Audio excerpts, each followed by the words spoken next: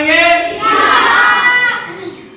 हम लोग आज वर्ग 8 का इतिहास पढ़ेंगे, जिसमें अध्याय का नाम है कब, कहां और कैसे। इतिहास को जानने के लिए, इसे सुगमता पूर्वक पढ़ने के लिए इसे 3 भागों में बांटा गया। कितने भागों में बांटा गया?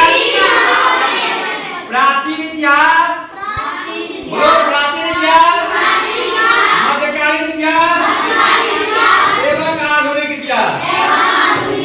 प्रत्येक काल के अलग अलग परिवर्तनों के कारण इसे नाम अलग अलग दिया गया। प्राचीन काल में भी कुछ ऐसी महत्वपूर्ण परिवर्तन था इतिहास में, जिसके कारण इसे प्राचीन काल का इतिहास कहा गया। मध्यकाल में भी प्रमुख इसमें परिवर्तन हुए, जिस कारण से मध्यकालीन इतिहास कहा गया है। प्राचीन इतिहास आप लोग 6 क्लास में और मध्यकालीन 7 क्लास में पढ़ चुके हैं। आज हम लोग आधुनिक इतिहास के बारे में जानेंगे। आज हम लोग किस इतिहास के बारे में जानेंगे? आधुनिक इतिहास के बारे में। अब क्या हुआ कि 15वीं शताब्दी में इटली में पुनर्जागरण की शुरुआत हुई। किसकी शुरुआत हुई? पुनर्जागरण की शुरुआत हुई।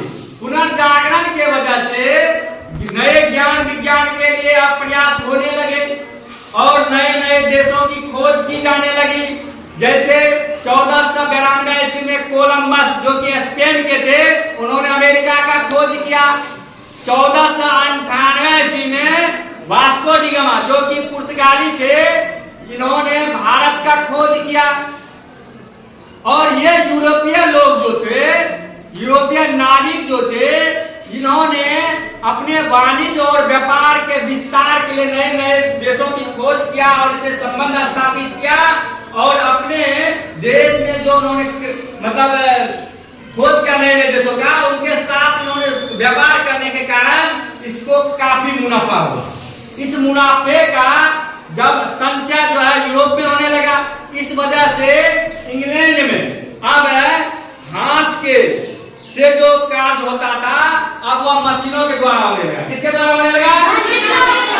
मशीन के द्वारा जब उत्पादन होने लगा तो बड़े पैमाने पर उत्पादन होने लगा।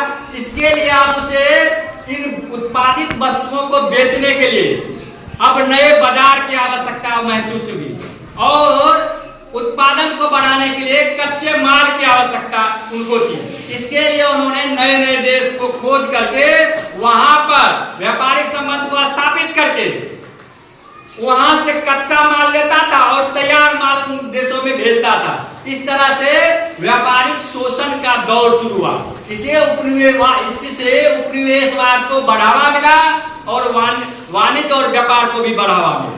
जैसे भारत में पहले हाथ से बुनकर जुलाए कपड़ा बुना करता था। अब क्या हुआ, इंग्लैंड में जो मशीन और फैक्ट्री का स्थापना हुआ, मशीन का नए मशीन का जो आविष्कार हुआ, इससे क्या हुआ, मशीन के द्वारा उत्पादन होने लगा वस्तुओं का, कपड़ों का। मशीन के द्वारा उत्पादित कपड़ा का मूल्य जो था वह सस्ता होता था। क्या होता था?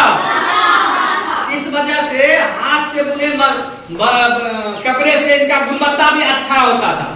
इस वजह से इनका माल, इन कपड़ों का डिमांड बहुत ज्यादा बढ़ गया और हाथ से बुने हुए कपड़ों का डिमांड घट गया।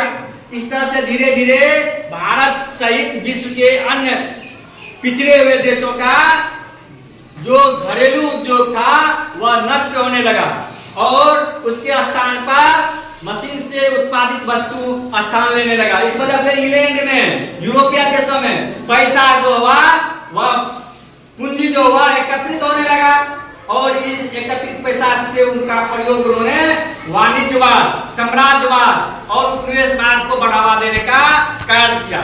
इस तरह से उपनिवेशवाद का बोलबाला बढ़ गया। उपनिवेशवाद का बोलबाला बढ़ गया और पूरे विश्व जो है यूरोपीय देशों के व्यापार के चंगुल में, उपनिवेशवाद के चंगुल में धीरे धीरे करके दलदल में फंसते चले गए।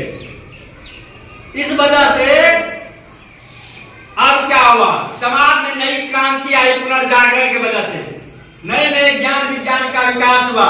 लोग पुरानी परंपरा को चुनौती देने लगे, अपने शासकों से प्रश्न पूछने लगे और धीरे धीरे आधुनिक सोच और विचार को बढ़ावा मिलने लगा और इस तरह से आधुनिक युग की प्रारंभ हो गया, शुरुआत हो गया और बड़े पैमाने पर नए नए खोज और परिवर्तन समाज में दिखने लगे, समाज में दिखने लगे। आज के लिए इतना ही। अब अगले दिन आपको फ्रांसीसी क्रांति और रूसी क्रांति पढ़ाएंगे। धन्यवाद।